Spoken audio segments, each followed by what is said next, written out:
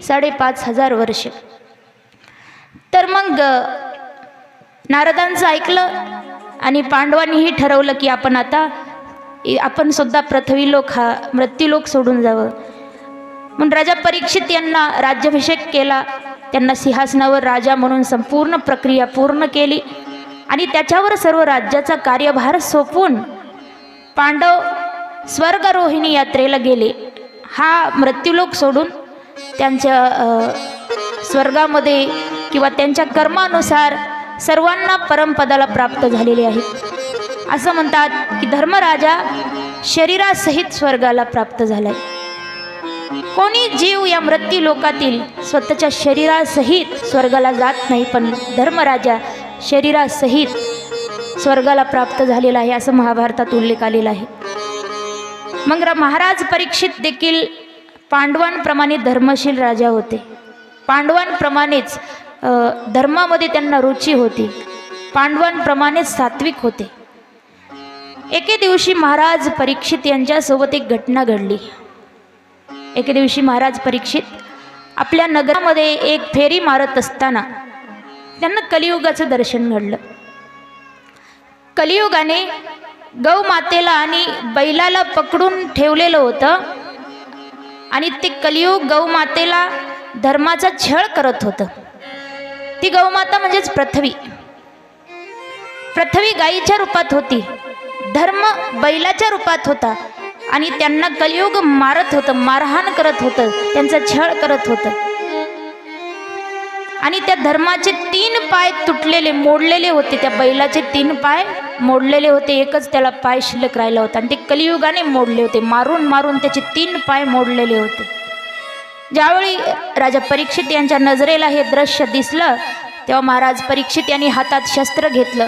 कलियुगाला मारण्यासाठी जेव्हा पुढं आले, कलियुग राजाला शरण आलं आणि शरण येऊन कलियुगाने राजाला सांगितलं, राजन, मी जरी वाईट असलो तरी माझ्यामध्ये एक चांगला गुण आहे की कलियुगामध्ये केवळ देवाचं नाम घेऊन लोक भवसागर पार करून जाऊ शकतील. जीवासाठी सगळ्यात सोपं साधन कलियुगात आहे, म्हणून कृपया तुम्ही मला जीवनदान द्या. तेव्हा महाराज परीक्षितने कलियुगाला जीवनदान दिलं, परंतु त्याला राहण्यासाठी 4 जागा दिल्या. राजाने सांगितलं, तू फक्त मी ज्या तुला जागा दिल्या ना, फक्त त्या ठिकाणी तू राहायचं, इतर दुसऱ्या ठिकाणी तू राहायचं नाही. मग कोणत्या जागा दिल्या? सांगितलं, जिथं हिंसा होते, ज्या ठिकाणी हिंसा होते ना तिथं तू राहा. जिथं जुगार खेळला जातोय त्या ठिकाणी तू राहा. दारूमध्ये तू राहा आणि जिथं वेश्यागमन केलं जातं त्या ठिकाणी तू राहा. अशा 4 जागा कलियुगाला राहण्यासाठी दिल्या राजा परीक्षित यांनी. पण कलियुगाने विचार केला, या 4ही जागा चांगल्या नाहीत. जसं प्रत्येक माणसाला वाटतं की राहायला घर चांगलं असावं, मोठं घर असावं आणि चांगलं घर असावं, कलियुगालाही वाटतंय.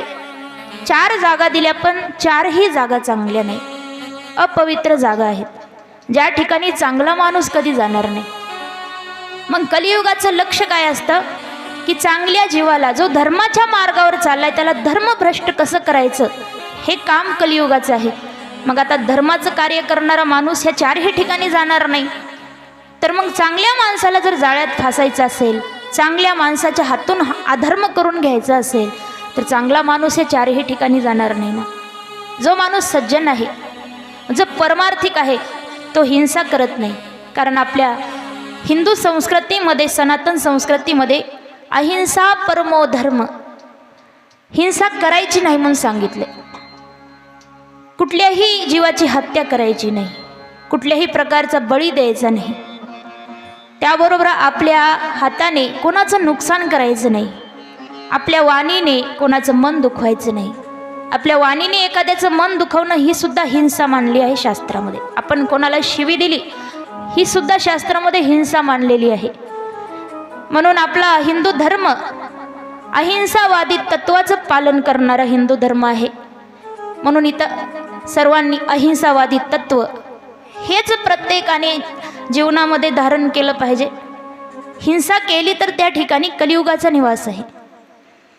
त्यानंतर जुगार ज्या ठिकाणी खेळला जातो त्या ठिकाणी कलियुगाचा निवास आहे. जुगार खेळून पांडवांना देखील वनवासाला जावं लागलं. पांडवांनी आयुष्यभर धर्माच्या मार्गावर चालले, पण एकदा पांडवांनी ही जुगार खेळला होता, त्यावेळी द्रौपदीलाही पणाला लावलं होतं. तर ज्या पांडवांनी आयुष्यभर धर्माच्या मार्गावर चालले, फक्त एक चूक झाली तर त्यांना एवढी मोठी शिक्षा भोगावी लागली. आजकाल तर लोक एवढे जुगारी झालेत, मटका लावणे, जुगार खेळणे हे प्रमाण एवढं वाढलंय. आजकाल माणसं तर जुगार खेळतात हो. काही काही ठिकाणी मी पाहिलंय, बाया सुद्धा मटका लावतात. एक गाव पाहिलं होतं मी, आपल्या म्हणजे लातूर जिल्ह्यामध्येच. मी त्या गावाचं नाव सांगणार नाही. मी पेपरवर बातमी वाचली होती, कारण पोलिसांना असा पत्ता लागला त्या गावातल्या घरोघरच्या बाया सुद्धा मटका लावायच्या. तर एवढं प्रमाण बिघडत चाललं हळूहळू कलियुगामध्ये. हे जुगार खेळणे, मटका लावणे, हे जे खेळ आहेत, हे सर्व यामध्ये कलियुगाचा निवास आहे. त्यामुळं हे खेळ खेळून कधीही जीवनामध्ये कधीही चांगलं का होत नाही, कारण कलीचा निवास आहे. दारूमध्ये कलियुग राहतो, म्हणून जो कोणी दारू पितो त्याची बुद्धी भ्रष्ट होते. दारू पोटात गेल्यानंतर माणसाला काही कळत नाही, काही समजत नाही. कारण का? त्यामध्ये कलियुगाचा निवास आहे. दारू पिणे म्हणजे कलियुगाला आपल्या जीवनामध्ये जागा देणे. आणि कलियुग जर एकदा आपल्या बुद्धीवर ताबा मिळवून बसलं, एकदा त्याने आपल्या मनावर ताबा मिळवला की मग माणूस आयुष्यामध्ये बर्बाद झाला म्हणून समजा. म्हणून जे जे दारू पितात ना, इतिहास आहे हे आपल्या देशाचा असो पूर्ण जगाचा, ज्यांनी ज्यांनी दारू पेली तेवढ्यांचं जीवन वाया गेलं, तेवढ्यांचा संसार बर्बाद झाला. कारण दारूमुळे कधीही चांगलं होत नाही. म्हणून दारूपासूनही दूर राहावं माणसाने, त्यामध्ये कलीचा निवास आहे. पुन्हा जिथं वेश्यागमन केलं जातं त्या ठिकाणी कलियुगाचा निवास आहे. अशा या चारही जागा वाईट आहेत, जिथं परमार्थिक माणूस, सज्जन माणूस कधी जाणार नाही. आणि ज्यालाही कलियुगापासून दूर राहायचं असेल त्यांनी या चारही जागी कधीही जाऊ नये, चुकून सुद्धा या चारही जागी जाऊ नये. म्हणून कलियुगाने असा विचार केला की एखाद्या सज्जन माणसाला, परमार्थिक माणसाला सुद्धा फसवायचं असेल तर एखादी जागा चांगली पाहिजे आपल्याला. म्हणून त्याने राजाला विनंती केली, राजन एक जागा माझ्या मनावर द्या, कारण माझा परिवार फार मोठा आहे. परिवार मोठा असल्यामुळे आम्हाला राहायला जागासुद्धा जास्त लागेल, म्हणून एक घर जास्त द्या. मग राजानं विचारलं, बरं ठीक आहे, तुला कुठे राहायचं आहे, तुझी काय इच्छा आहे? तेव्हा कलियुगाने सांगितले, राजन मला सोन्यामध्ये राहण्याची परवानगी द्या. राजाने म्हटलं ठीक आहे. तेव्हापासून सोन्यामध्ये कलीचा निवास आहे. पण कोणत्या सोन्यामध्ये हे सुद्धा माहीत असलं पाहिजे. जे सोनं आपण कष्टाने कमवलंय त्यामध्ये कलियुगाचा निवास नाही. पण जे बेईमानी करून तुम्ही सोनं कमवले, बेईमानीच्या पैशातून तुम्ही सोनं घेतले, पापाच्या कमाईतून सोनं घेतलंय, तर त्यात कलियुगाचा निवास असतो. म्हणून तुमच्याकडे सोनं असेल, कष्टाने कमवलं असेल तर घाबरायची गरज नाही, कारण महिलांना सोन्याचे दागिने घालाय फार आवडतं. त्यामुळं काही महिला म्हणतील की जर सोन्यामध्ये कलीचा निवास आहे तर मग आम्ही दागिने वापरावे की नाही वापरावे? दागिने जरूर वापरा, पण तुमच्या कष्टाचे असतील. जर आपण कोणाला धोका देऊन कमवला असेल, पापाच्या मार्गातून कमवला असेल, तर मग 100% त्यामध्ये कलीचा निवास असतो. पण जे तुम्ही मेहनत करून, कष्ट करून कमवलंय त्याला घाबरायची गरज नाही, त्यामध्ये लक्ष्मीचा निवास असतो. म्हणून कलियुगाने जसं सोन्यामध्ये राहण्याची परवानगी मागितली, राजाने परवानगी दिली, तसं राजाच्या डोक्यावर सोन्याचा मुकुट होता. कलियुगाने लगेच त्यामध्ये प्रवेश मिळवला. पण कलियुगाने राजा परीक्षित यांच्या मुकुटामध्ये प्रवेश कसा काय मिळवला? तो कसा काय मुकुटामध्ये जाऊ शकला? कारण त्या सोन्यामध्ये तुम्ही म्हणताल की आत्ता सांगितलं की जे सोनं कष्टाने कमवले त्यामध्ये कलियुग नाही. मग राजा परीक्षित यांच्या डोक्यावरचा जो मुकुट आहे सोन्याचा, तो कष्टाच्या कमाईतून नव्हता का? तर अजिबात नाही. तो मुकुट होता राजा जरासंधाचा.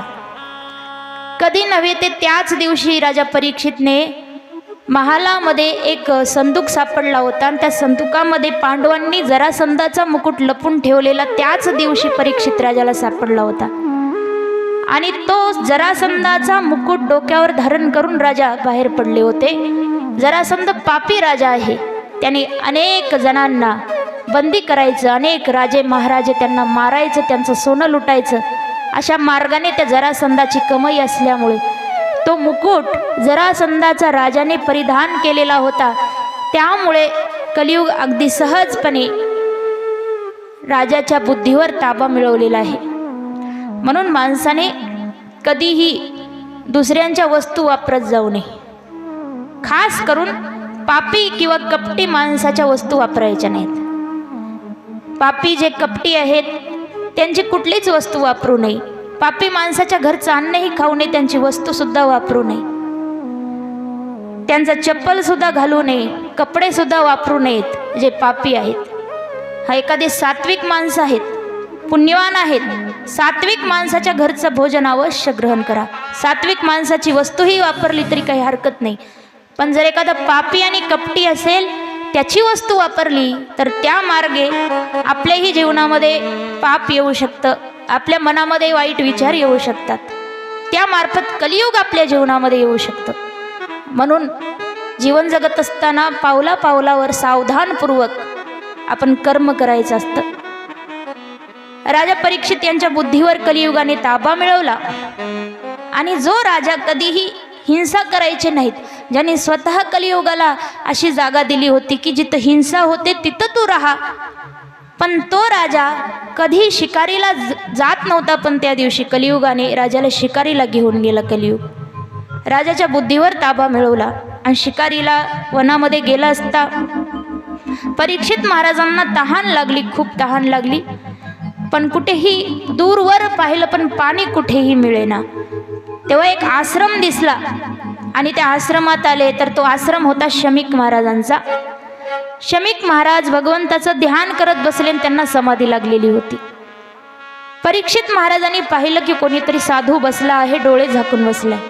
हाक मारली, ओ महाराज मला पाणी प्यायला द्या, मी हस्तिनापूरचा सम्राट आहे, राजा परीक्षित आहे म्हणून कितीही हक्का मारतोय. पण शमीक महाराज समाधीस्थ झालेले होते. पण डोक्यावर कलियुग बसल्यामुळे खूप क्रोध आला आणि क्रोधामध्ये विचार करायला लागले की मी एवढा मोठा राजा या महाराजांच्या आश्रमात आलो, पण हा महाराज डोंगी दिसतोय, डोळे झाकून बसलाय, माझं स्वागत करत नाही, मला पाणी प्यायला देत नाही. खूप क्रोध आला आणि क्रोधामध्ये तिथंच एक मेलेला साप पडलेला उचलला आणि शमीक महाराजांच्या गळ्यामध्ये अडकवला. आणि रागामध्ये राजा परीक्षित तिथून निघून गेल्यानंतर काही वेळ गेला, तेवढ्यामध्ये मग शमीक महाराजांचा मुलगा श्रंगी त्या ठिकाणी आलेला आहे. श्रंगीने पाहिलं आपल्या बापाच्या गळ्यात कोणीतरी मेलेला सर्प टाकलेला आहे. श्रंगी त्या ठिकाणी रडायला लागला आणि रडत रडत एवढा क्रोध आला त्याला, आपल्या पित्याचा अपमान झालेला तो सहन करू शकला नाही आणि रागामध्ये हातामध्ये पाणी घेतलं, मंत्र म्हणून ते अभिमंत्रित केलं आणि ते अभिमंत्रित पाणी सोडत त्याने शाप दिला की ज्याने कोणी माझ्या पित्यासोबत असं दुष्कर्म केलंय, ज्याने कोणी माझ्या पित्याचा अपमान केलाय, त्याला मी शाप देतो की आजपासून 7व्या दिवशी भयंकर असा तक्षक नावाचा साप त्याला दंश करेल आणि तो मरण पावेल, असा शाप दिला. शाप दिला राजाला, पण राजाला अजून ठाऊक नव्हतं शापाविषयी.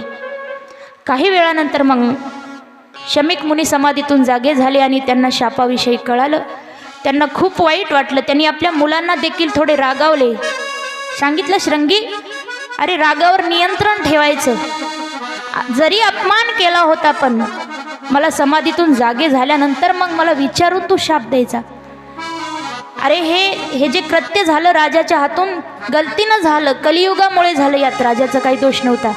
आणि एवढा धार्मिक राजा आहे, एवढा सात्विक राजा आहे.